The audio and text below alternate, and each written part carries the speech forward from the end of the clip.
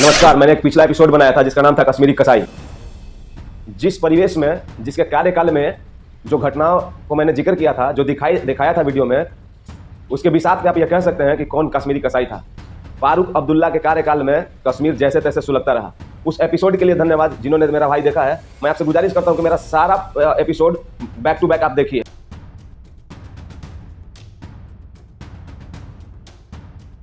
चलिए आज का दूसरा सीरीज को शुरू करते हैं और जिसका नाम है बिट्टा कराटे कश्मीरी कसाई।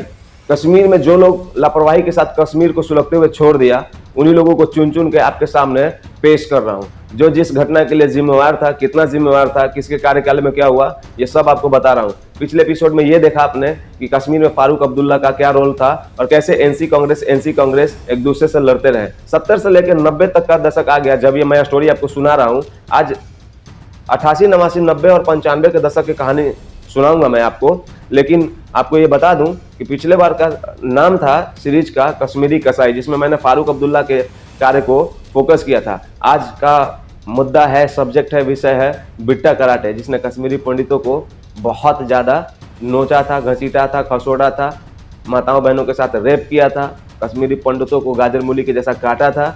उनके बारे में बताऊंगा, उसके बारे में बताऊंगा। कुछ कहना शुरू करूं उससे पहले इस बिट्टा कराटे की कुंडली को खंगालता हूं। सुनते जाइएगा।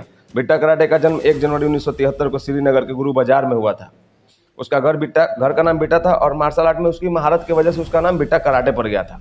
ऐसा भी अवधारणा है कि किसी कश्मीरी पंडित की वजह से उसका एक बार नोक झोंक हुआ था और वो पिटा गया था, तो उस खुन्नस में जाकर कराटे सीख लिया और उसके बाद उसके लोग बिट्टा कराटे बुलाने लगे। बिट्टा कराटे ने एक इंटरव्यू में कहा था कि उसने 1990 में 20 से ज़्यादा कश्मीरी पंडितों की हत्या की थी। आप वो इंटरव्यू अभी साइड में चलता हुआ देख रहे होंगे। बहरहाल उसका आवाज़ आपको सुनाई नहीं दे रहा होगा, लेकिन उसमें यही कहा गया था। बिट्टा कराटे ने 1990 में कश्मीरी पंडितों के पलायन की शुरुआत के पीछे बिट्टा कराटे का खौफ एक बड़ी वजह थी। बिट्टा कराटे को 1990 में गिरफ्तार किया गया और उसको 2006 तक जेल में रखा गया। 2006 में टाडा कोर्ट ने उसे जमानत पर रिहा किया। 2019 में राष्ट्रीय जाँच एजेंसी ने उसको फिर से मनी लॉन्ड्रिंग में गिरफ्तार किया। ये बिट्टा कराटे का एक छोटा सा परिचय था जिन्होंने क्या किया था। अब एक बात समझ लीजिए, ये बिट्टा कराटे का पूरा नाम फारूक अहमद डार था। कश्मीर में आतंकवाद और कश्मीरी पंडितों के नरसंहार से जुड़ा हुआ एक नाम है। दिन 19 जनवरी साल 1990 में रहने वाले पंडितों के लिए एक फरमान जारी होता है, घाटी छोड़ के जाने का, घर छोड़ के जाने का। कौन थे कट्टरपंथी, नाम बताऊंगा, सबका काम बताऊंगा और सबका कुकृत्य भी बताऊंगा। बने रहिए वीडियो में। मस्जिदों से तकरीरें दी जाने लगी, कश्मीरी पंडित घाटी छोड़ो या मरो, हमारे हिसाब से चलो या मरो। माहौल ऐसा था कि लोग एक दूसरे को देखना पसंद नहीं कर रहे थे। दिली तौर पे पसंद करते थे एक दूसरे को, लेकिन वो खौफ भरा मंजर ऐसा था कि लोग एक दूसरे की मदद करने से कतराते थे, क्योंकि पोस्टर पे लिखा जाता था कि किसी को छुपाया तो सबसे पहले मारूंगा छुपाने वालों को। ये सब एक रात में हुआ था, क्या कोई प्लानिंग नहीं थी? मेरा पहले वाले वीडियो में मैंने बताया है कि 70 से लेके 90 तक क्या हुआ था। शेख अब्दुल्ला से लेके इंदिरा गांधी से लेके फारूक अब्दुल्ला तक किसके कार्यकाल में सिर्फ चुनावी गतिविधि हुआ, सिर्फ कुर्सी की लड़ाई हुई, या कश्मीरियों का ख्याल भी रखा गया?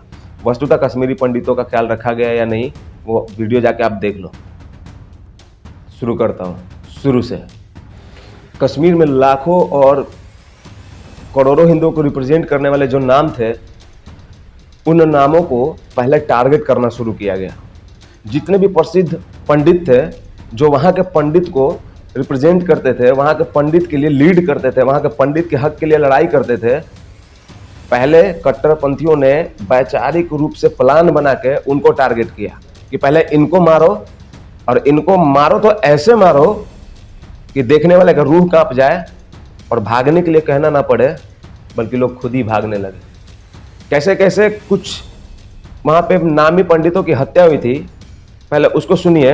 14 सितंबर 1989 जम्मू कश्मीर के श्रीनगर के हब्बा कदल में प्रसिद्ध कश्मीरी पंडित, सामाजिक कार्यकर्ता और अधिवक्ता पंडित टीकालाल टपलू, उनके घर में गोली मारकर हत्या कर दी गई। 41 वर्षीय शीला कौल टीकू की छाती और सिर में गोली मार दी गई। ध्यान से सुनिएगा। न्यायमूर्ति नीलकंठ गंजू की श्रीनगर में हाईकोर्ट के पास हरी सिंह स्ट्रीट बाजार में करीब से गोली मारकर हत्या कर दी। 1 दिसंबर 1989 जम्मू कश्मीर के श्रीनगर के महाराजगंज निवासी अजय कपूर के आतंकवादियों ने सार्वजनिक रूप से गोली मारकर हत्या कर दी।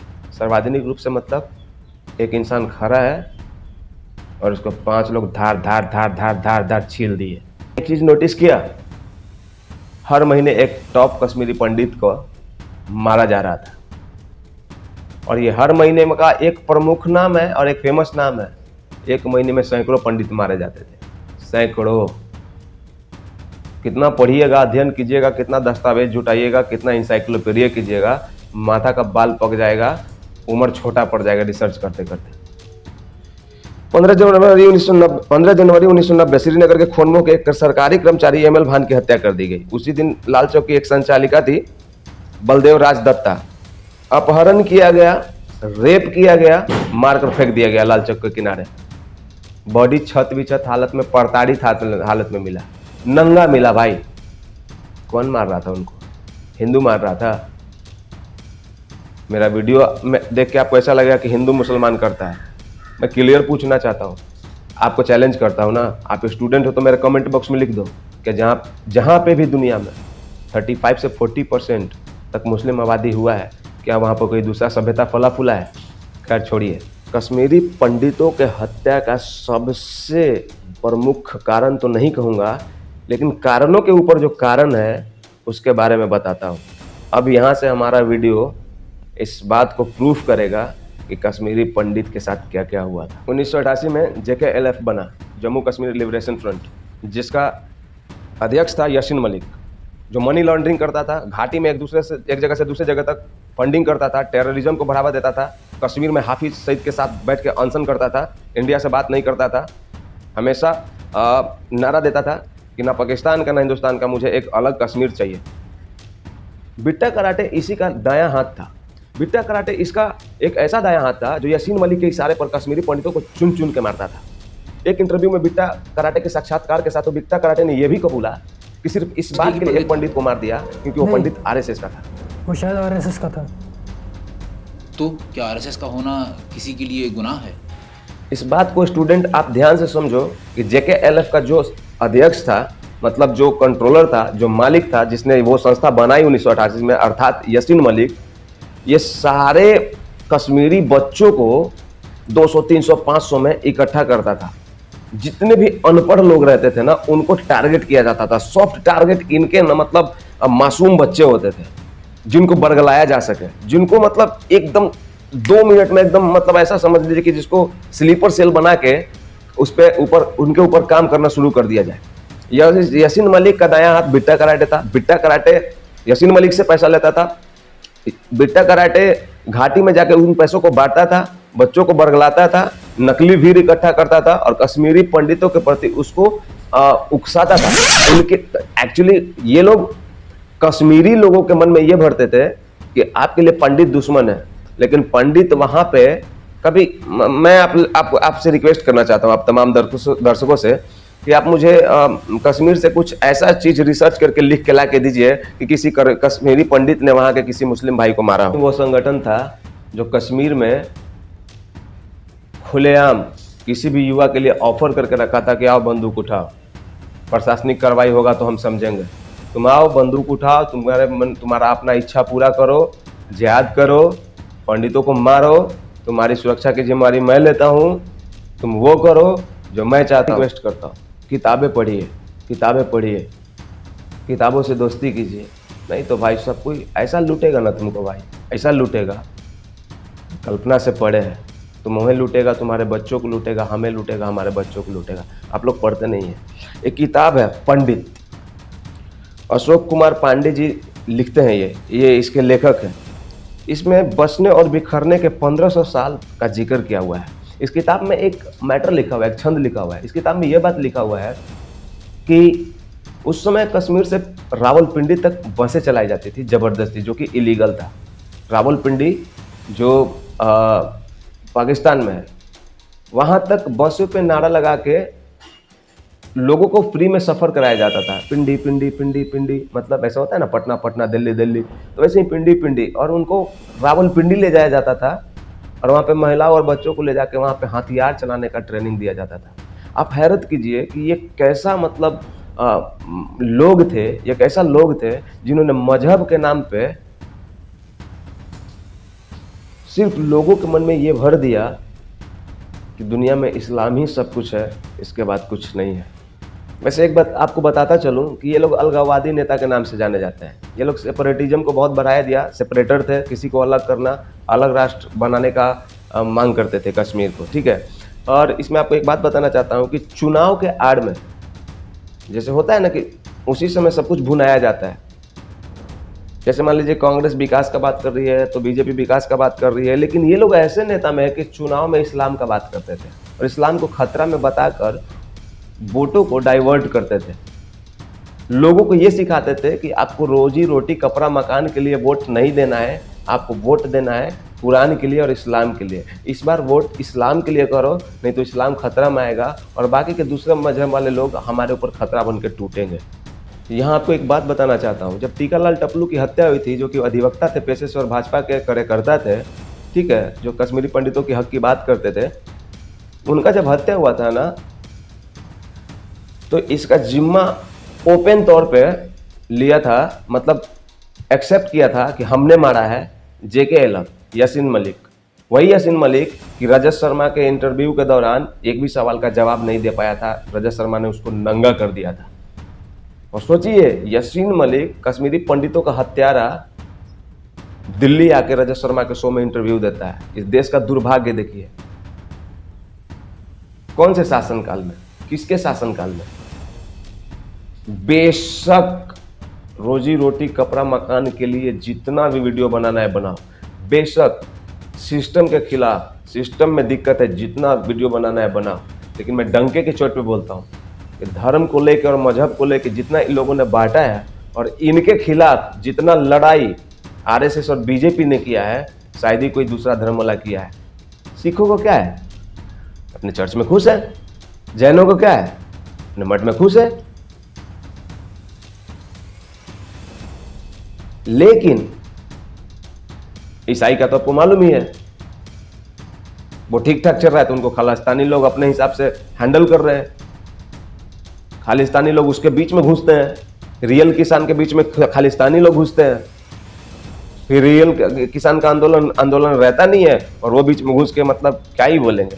आप उनका ट्रैक्टर देखो, ट्रैक्टर नहीं, ऐसा लगेगा कि मतलब एक जेसीबी बुलडोजर है। बहरहाल उधर नहीं जाते हैं, इधर आते हैं। मैंने आपको बताया कि 1988 में जेकेएलएफ बनाया गया।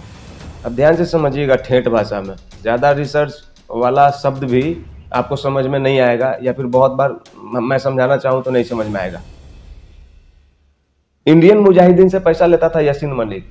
यासीन मलिक कश्मीर में उस पैसे को बांट देता था। जेकेएलएफ बनाने के पीछे सबसे बड़ा कारण था इंडियन मुजाहिदीन, ठीक है, हिजबुल मुजाहिदीन, दोनों। अब वो क्या करते थे कि इनको फंडिंग करते थे। हिजबुल मुजाहिदीन अपना पैसा खर्च करा के पाकिस्तानी उर्दू अखबार में और कश्मीरी उर्दू अखबार में उसमें यह छपवाता था कि कश्मीरी पंडित यहाँ से चले जाओ। अखबार में इसलिए छपवाते थे कि अखबार पढ़ के उनको ये लगेगा कि वहाँ के तत्कालिक मुख्यमंत्री और गवर्नर या फिर जो भी सरकारी व्यवस्था है उसका मन है। उसका मन तो रहता ही था, लेकिन अखबार में इसलिए छापा जाता था कि अखबार के बातों को ज़्यादा तवज्जो देंगे और ज़्यादा सीरियस लेंगे और ज़्यादा से ज़्यादा लोग भागेंगे वहाँ से, विस्थापित होंगे वहाँ से। और तकरीर दिया जाता था, अल्लाह अकबर, कश्मीरी पंडित घाटी छोड़ो, कश्मीर छोड़ो, नहीं तो बुरा होगा। और बुरा होने के साथ साथ ये भी बोला जाता था कि घाटी छोड़ने पर पुरुषों के लिए एक शर्त है कि अपने महिलाओं को यहाँ पे छोड़ के जाना पड़ेगा। अपने आप से पूछिए, ये जो कश्मीर में हो रहा था और आज अगर नहीं हो रहा है तो किसी गवर्नमेंट का देन है, किसी गवर्नमेंट का देन है। तो राशन सिलेंडर और इंदिरा आवास से फुर्सत मिल जाए तर्क वितर्क करके विकास के मामला से, तो राष्ट्रभक्ति के हिसाब से भी वोटिंग किया कीजिए आप लोग। हम लोग हिंदू हैं, अरे हम लोग कलंक है, हम लोग पूरा कलंक है। चलता फिरता कलंक अगर किसी को कहा जाता है तो वो हिंदू को कहा जाता है, क्योंकि हम लोग हिंदू का है भाई। हम लोग डोम है, चमार है, मुसर है, तेली है, बनिया है, भूमिहार है, बावन है, राजपूत है, ये सब है। हम लोग थोड़े हिंदू हैं, हम लोग जाति में बटे हुए हैं।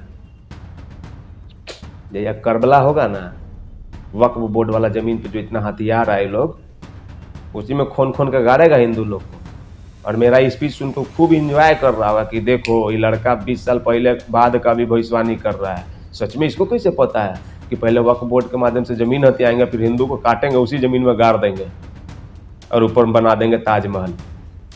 सुनते जाइए। इस बिट्टा कराटे और यासीन मलिक की वजह से, जिन अलगाववादी नेताओं की वजह से कश्मीरी पंडितों ने कश्मीर छोड़ा, आप सुनेंगे तो माथा पीट लेंगे।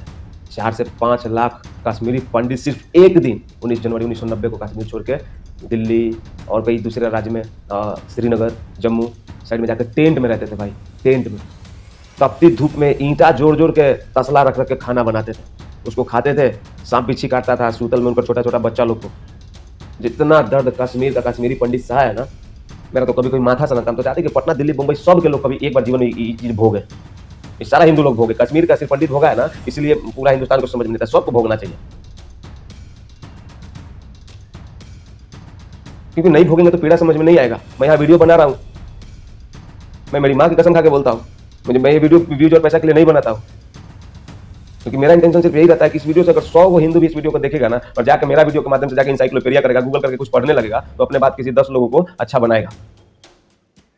मैं ये कही नहीं रहा दोस्तों कि मतलब आपको करना क्या है, करना क्या नहीं है। मैं ये बोला हूँ कि मैं ये बता रहा हूँ कि हमारे साथ ये हुआ है और वो चीज़ दोबारा ना हो, उसके लिए क्या करना है। उसके लिए कुछ नहीं करना है, कुछ नहीं, किताब उठाना है और पढ़ना है। पढ़िए।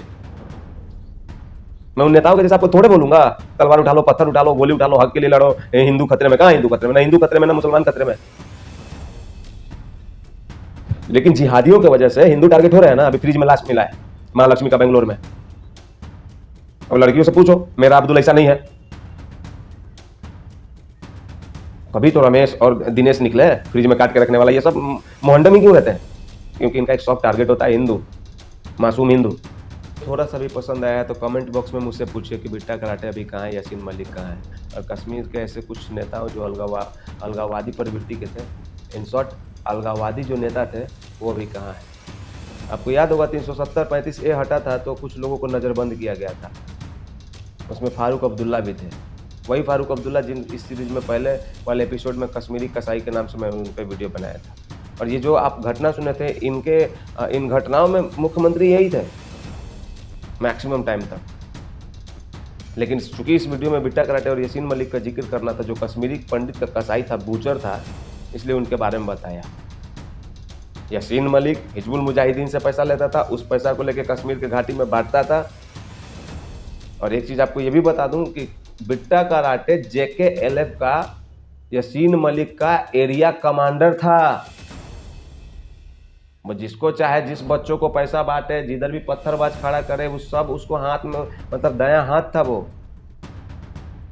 बिट्टा कराटे जैसे हथियारा बूचर कसाई के लिए आप क्या सोच रखते हैं, कमेंट बॉक्स में बताइए। कश्मीर में ना बिट्टा कराटे रेप करके आरा मशीन में बीच से, गुप्तम के सामने से आरा मशीन चला के बीच से चीर दिया था। फिल्म में देखे थे ना, वो कोई फिल्म में मसाला नहीं था। और सुनिए, एक बात बताते हैं,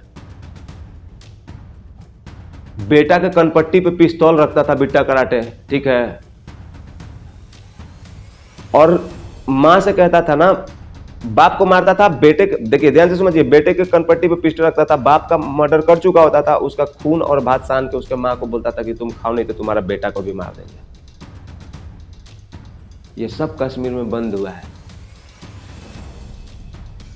आटा, चाव, गैस सिलेंडर, इंदिरा आवास से बाहर निकल के इस बारे में जाकर पढ़िए कि जिस ऋषि मुनि के नाम पे कश्मीर बना था, जिस ऋषि मुनि की वजह से कश्मीर बसा था, करोड़ों जहाँ पे ऋषि मुनि का धरती जो था, आज इस्लामिक धरती बन गया है। दिक्कत कुछ नहीं है, सब रहो। लेकिन ये लोग से जाकर पूछो ना यार, कि ये लोग कहता है कि खाली हम ही रहेंगे। कितना बात करे, छोड़ो यार, बाद में आएंगे यार, तीसरा एपिसोड में आओ। कश्मीरी कसाई एपिसोड तीसरा मिलो, फिलहाल जाके ये कश्मीरी कसाई दूसरा देखो। कितना कसाई लोग है यार, कसाई के बारे में वीडियो बनेगा अभी। कोई हिंदू समझता नहीं है यार। हटाओ नहीं यार, हटाओ, छोड़ जाए, छोड़ बाद दूसरे एपिसोड शूट होगा। अब नहीं बोलेंगे भाई, बैठ जाते हैं यार। ये सब खाली पढ़ता उड़ता नहीं है, खाली पार्टी पटोल करता है। पढ़ो नहीं यार, पढ़ला से ना पता चलेगा। तुमको गलत चीज बोल रहा हूं क्या अपने वीडियो के माध्यम से? गण में काबू है ना, गण में निर्लज, रे निर्लज चोट्टा स्टूडेंट दहचोर, नौकरी के भूखल आदमी, कलम उठा के गण में दम है तो 10 गो इतिहासकार के पढ़, समझा? तो क्षमता नहीं है बात करे के।